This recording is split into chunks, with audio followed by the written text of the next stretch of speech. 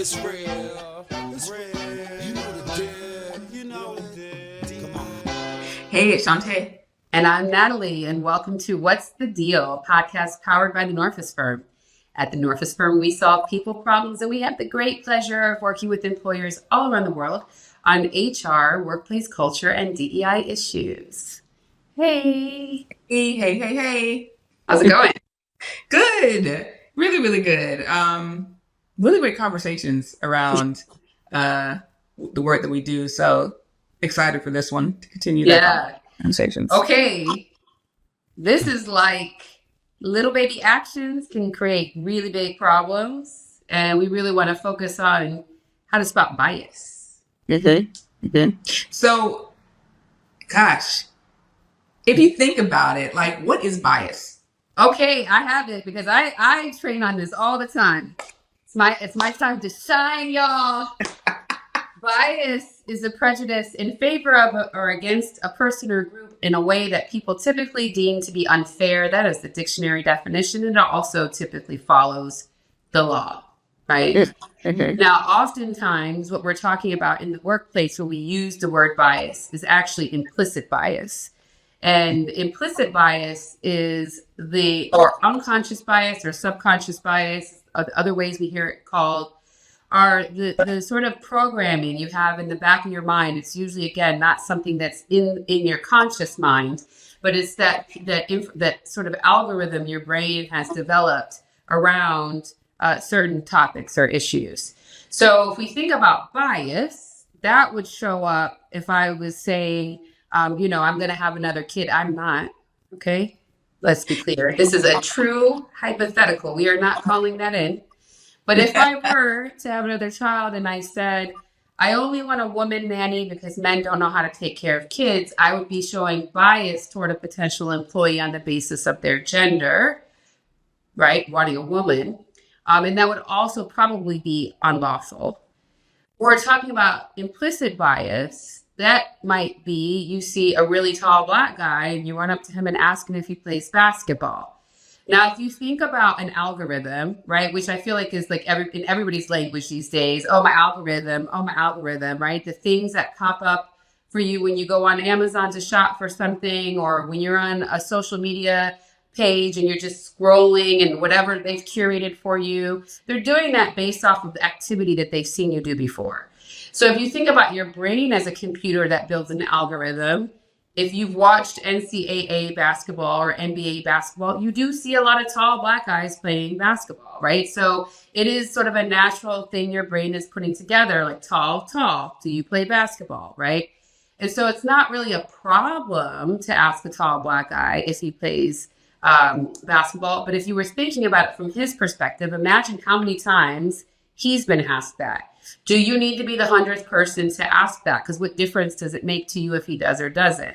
So that implicit biasing requires a lot more mindfulness. And I will say, just to put this out here, every single person on the planet has a bias of some kind. If you watch sports and have a favorite team, you're biased towards the favorite team. If you're from Philly, you're going to tell people where the best cheesesteaks are because you have a bias towards whatever. And it's not Pat Gino's, guys. I'm not from Philly, but I can tell you that. You might have some people coming for you. Well, that's okay. Pat or Gino's, but anybody from Philly knows that you don't go to Pat or Gino's. Right? So it's that piece of like bias is a neutral term, like how Shanté described that conflict was a neutral term, generally speaking, right? Because we all have them. And oftentimes when they come to the forefront, I'm just going to say this now because I know people get like, well, what does she mean unconscious bias? I'm going to do something about something I'm not conscious of. There's ways to become conscious of it and to bring it to the forefront. And again, the reason why I say a person's bias doesn't necessarily say they're a good or a bad person is that when you do see your unconscious bias brought to the forefront, it usually goes against your value set. The example I always give is you could go on implicit.harvard.edu. And this is called Project Implicit, and this has been in place since like 1998. And there are these scientifically built case studies that help you understand if you have unconscious bias. So I've taken a bunch of them. and they're not ones you can gain like it's literally science, so it's really cool. And so I was taking one about women in liberal arts and men in science, and by the end of this little thing I did, it spit out that I had a strong bias toward men being in science and women in liberal arts, which I'm like, oh no, because I think anybody can do anything they put their mind to. But if you think about my lifetime, I didn't really see women scientists, right? Most of my doctors, if you put them in that category, were men. My dentist, like, it's just, I think, really happenstance because of the exposure I had to people who were in those fields. Okay. That was a real nerd out on bias, but I feel like it's important. Everyone just got a mini training on our bias training. So if you would like the full version, feel free to reach out to us on that. But what I hear you saying is it's really about pattern recognition, which for human beings is a normal response to things because it allows us to assess situations and assess things. And again, if we're thinking that we all just want to be safe, we all just want to maintain like homeostasis, we just want to be like in a very stable thing, being able to recognize patterns, being able to like quickly put things together is a safety issue for most. So in general in life, that's a good thing. It's a thing that it's for survival instinct, right? Right. But I think what happens, and we've seen that there was a book where, I mean, you do have to be able to make snap judgments based on what you've known, right? If you were having to analyze how to cross the street every single time you cross the street, as opposed to relying on what your unconscious has developed, look both ways, like you don't even have to think about it, you would not get anywhere. So it's also not that shortcuts are a problem. It's just sometimes the way in which they're used. Right. And so that is something that everyone has to be mindful of, especially in the context of work. But I think we're looking at this through the lens of like the internal investigations framework and how these little biases could show up and unfortunately sometimes get us to that point where a complaint is filed and an investigation happens. But how does that happen? Like what do you normally see as it relates to just these little biases that show up, and how do they culminate in the workplace? Well, there's the situations we hear a lot about of only one person is ever designated to take notes, and it's always a woman. And that can be an unconscious bias that women are more like secretarial. And this investigation that I'm wrapping up, 4 women were complaining about their male manager. And the thing that came up a lot was he cuts us off, right? Number 1. And number 2, challenges our expertise. So the CFO needed a bookkeeper and was looking to get a $30 an hour rate approved. And in the middle of the conversation, the head of the organization does a Google search and says, no, that's wrong. It should be 22. And she gave up because she knew that was wrong. She'd already done the research, and she's been a CFO for over 20 years. So undermining someone's expertise. I think the other thing that happens, well, I think you can speak to this. What are some of the things that we heard when we did the Black women focus groups? What do they talk about a lot?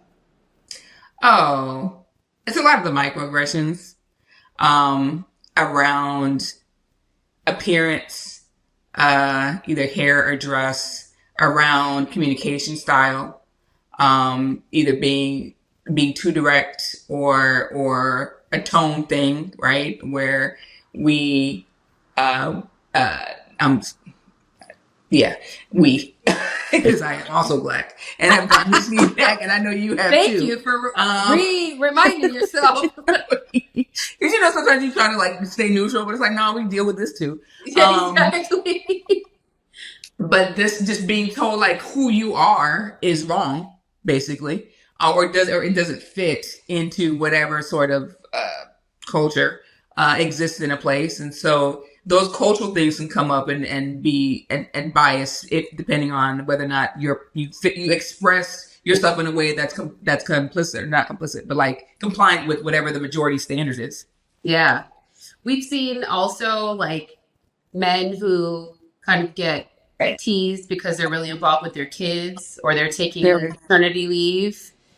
We had a training where we did a unconscious bias training where one of the white men in the room was, well, I'm not diverse. And we had to have a whole conversation with why he is diverse. Right. And so I think it's thinking about anytime you're making a comment about someone's personal demographic, and it's like, because it's also usually not necessary. I was actually on a call today and the people were introducing themselves, and there was a woman and a man, and the woman was saying that she had 4 kids, and then her boss immediately was like, well, she's brave. She just keeps having kids. And I'm like, wait, why? Why did you say that? But I think it's like, because it's a feeling of, oh, I'm just trying to be relatable and funny. And it's like, I'm a woman who already has made clear I'm a mother. So it's like weird that this is like, we're focusing on motherhood, especially when you're also a parent. He was a parent, right? Like, so I think it's like, sometimes it's a like a reminder, and we need to be thoughtful of our conversation topics and not gravitate toward constant, oh, Shanté, you changed your hair again. Why do we need to talk about that? Why do we need to right? talk about Like, why? Now, of course, we got to go there. And we've done this in the past. We're going to do it again in this episode where we're like, because you can hear the peanut gallery.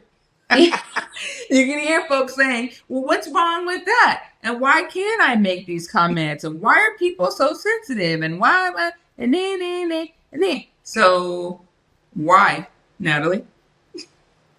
Well, I mean, it goes back to my question of why does it matter? Right? Like, well, I'm trying to, how do I form connection then?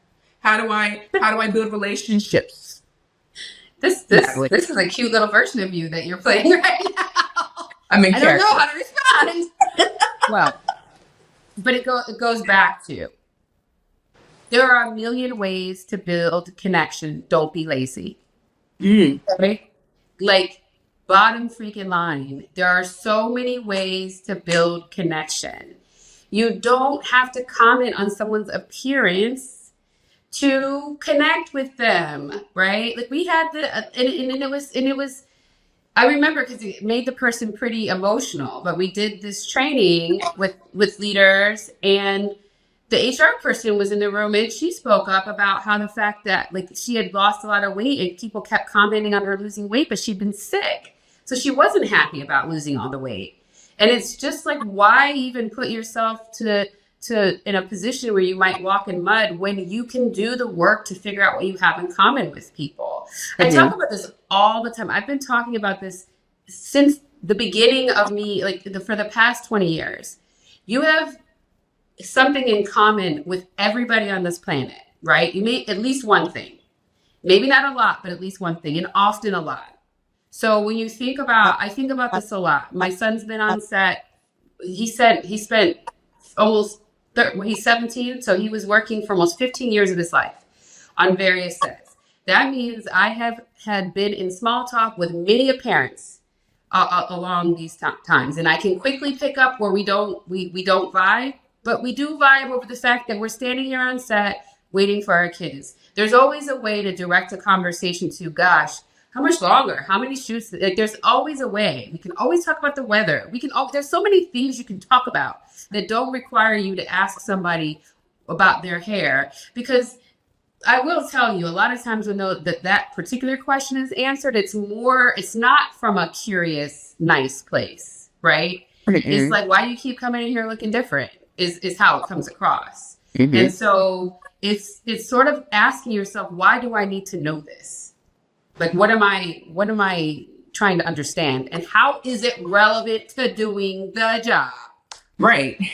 So to that point, it's like, you got to build the trust first before you can kind of get to those things. But if we want to focus on just like relevant to the job, bias, to some examples you gave earlier also show up there. Who's getting assigned what? Who's speaking when? Like, all these things happen that can also, obviously are rooted in bias. And so what are leaders supposed to do about that, right? Like, those are the things that they can actually take action on. I mean, all the things they take action on, but I mean, this is directly related to the work. So what are they supposed to do when that kind of bias shows up? Which kind of bias? Any of the work related bias. So it's like people are, certain people talk more than others, or certain people are assigned certain tasks more than others, right? With the whole, like you said, the women are tasked with taking notes, those kind of things.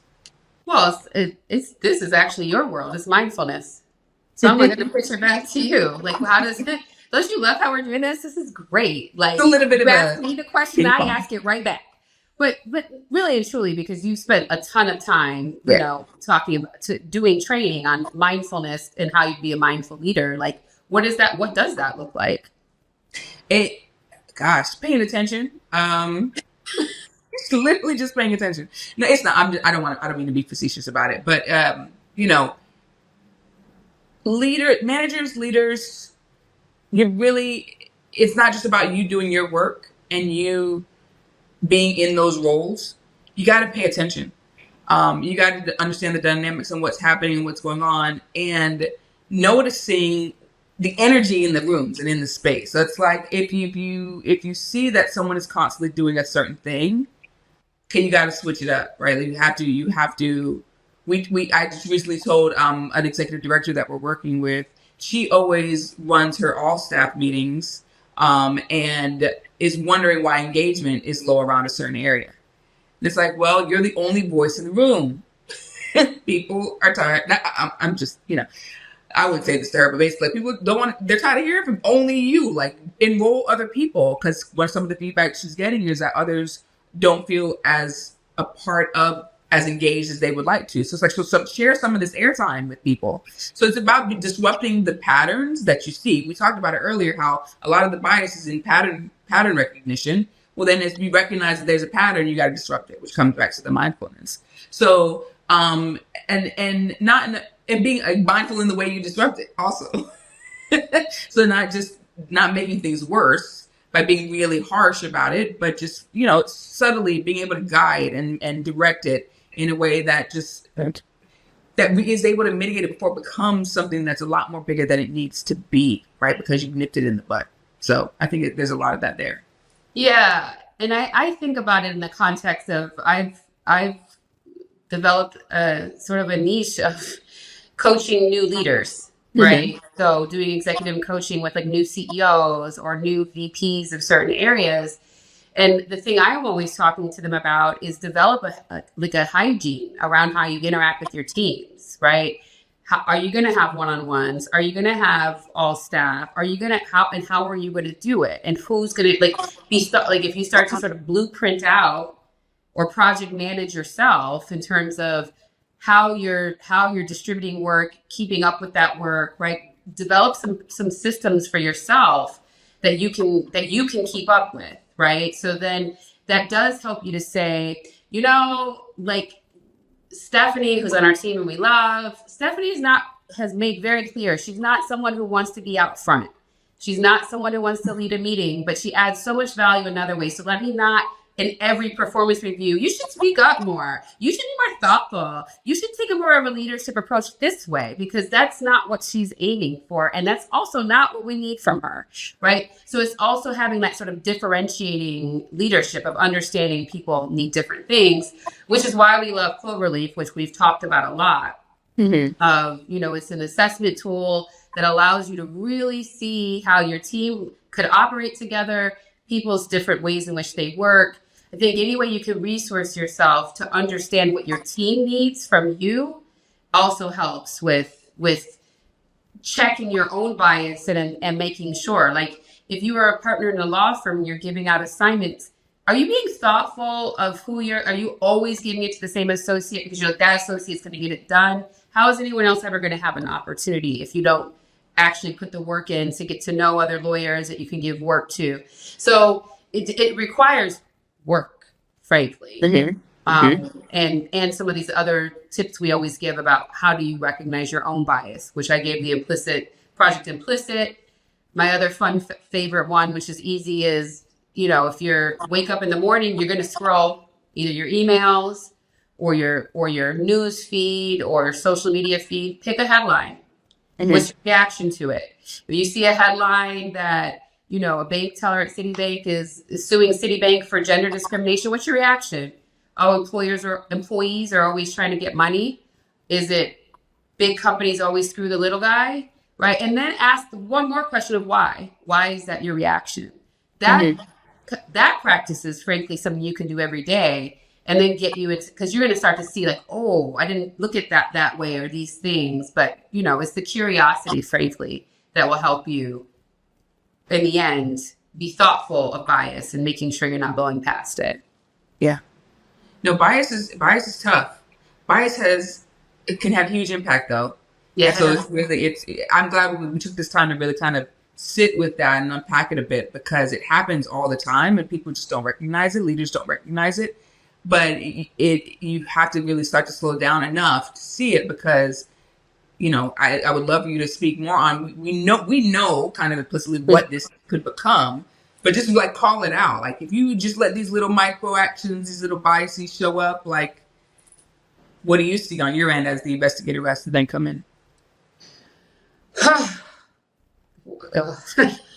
See everything, right? I see defensiveness. I see when you're asking leaders, because typically when I start asking questions, people realize in the moment like where the error was. Like you can see it happening, right? And so this happened. This specific example happened in a recent investigation where one of the biggest like contention points was the way in which performance reviews were done. And I won't even get into all those details, but suffice it to say, not best practice in the approach. And one of the reviews had this comment of, well, this person took on these duties when the other person left, and I'm not sure if they really want the job. And if they do, then they need to show up better. Well, when you get, that's a comment on a review in someone's permanent record. So then I ask, well, do you know if this person was actually ever fully assigned this additional role, right? And the respondent was like, well, actually, I don't know how that happened, because the prior executive director was really sloppy, and I don't even know how that handoff went. And I'm like, so do you think it's fair to be giving this person feedback on not fully taking on a role that they never were actually really asked to take? And I could see the look on the face, and the answer was, well, that's a fair question. And then he answered what he wanted to answer, which is not, why would it be fair to try to hold her accountable for a job that she was never actually given? Duties just got dumped, right?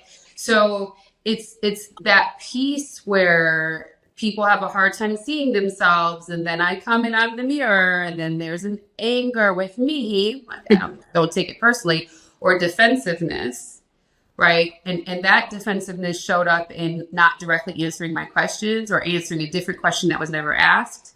And also very rudely telling me to go read the summary paragraph, right? The closing summary paragraph that he wrote about the woman.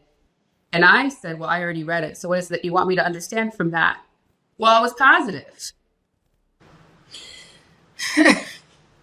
Punched this person in the face and then told them they're nice at the end. I mean, that doesn't mean anything. So there's that. The defensiveness is probably number one.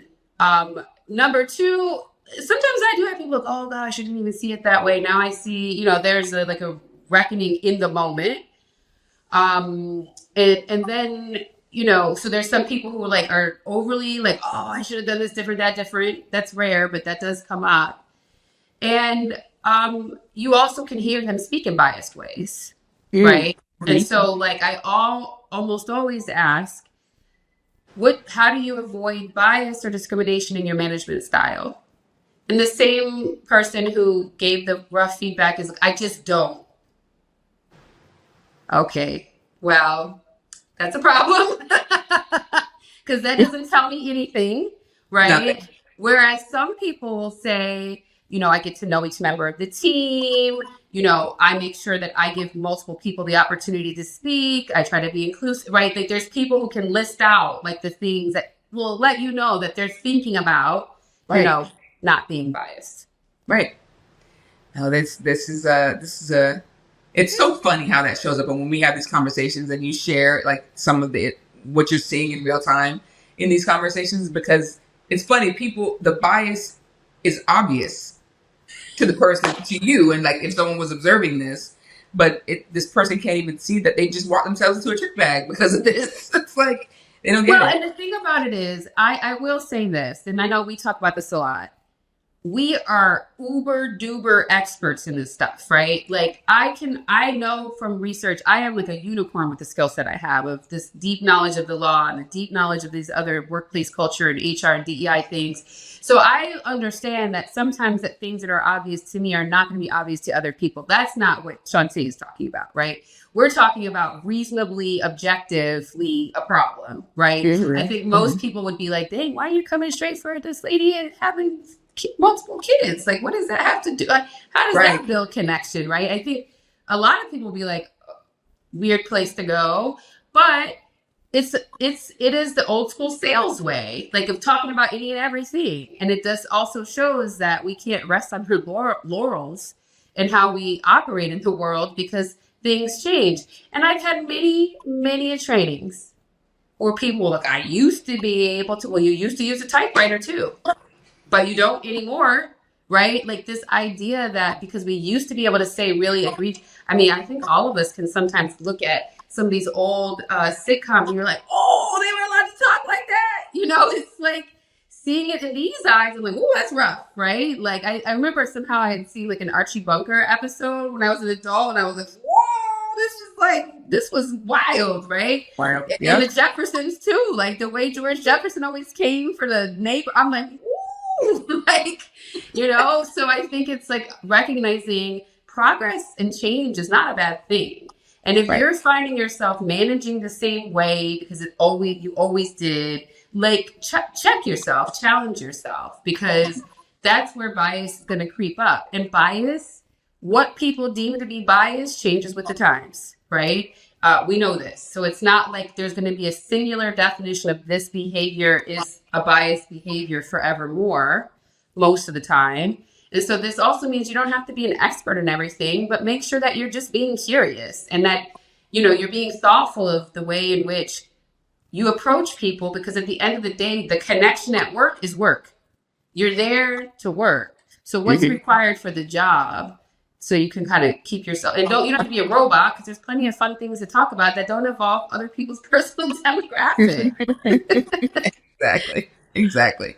So I think that's a great place to like kind of to pause at least this part of the conversation as it relates to bias. And just, I think the big takeaway here is just being mindful of the way in which people talk to each other and engage, how those little things running in the background, the little operating system can really show up in weird ways or inconvenient ways. And I think the one thing that we did say that I would like to call in here is that when it does happen, just acknowledge it. We all make mistakes, right? I think an acknowledgement goes a long way just to get you, again, to avoid it turning into anything bigger than what it needs to be. So I just encouraging leaders to do that. But a lot of it is a self-awareness. It's understanding that you have something running in the background. It may show up in a way that's inconvenient, and doing the work to really quell some of that happens in an organization. When you see it, disrupt it, and do it in a way that maintains the culture of the organization, a positive culture in the organization, and tries to move it away from being so responsive as it relates to complaints and what people would want to file. So did I miss anything there? Is there anything else you'd want to make sure people take away from this episode? Right on. Cool. Well, everybody, thanks again for joining us in this episode of What's the Deal? Follow us in all the places: YouTube, LinkedIn, Facebook, Instagram, TikTok, either the Norfolk Scrum or What's the Deal. Make sure you like, follow, and subscribe. Gotta get that word out. And we'll be back again soon. Thanks, everybody. Hey, thanks for tuning in to What's the Deal, where we break down what it really takes to build accountable, inclusive cultures at work. If you found today's episode helpful, make sure to check out our other videos for more real talk and practical tools on creating workplaces where everyone thrives. We're dropping new content all the time, so don't forget to like, follow, and subscribe wherever you listen or watch. That way, you'll be the first to know when fresh episodes go live. Let's keep the conversation and the change going. So thanks for listening, and we'll see you soon. Here it is. Diversity, equity, inclusion, and leadership. That's the deal when you know what you're dealing with.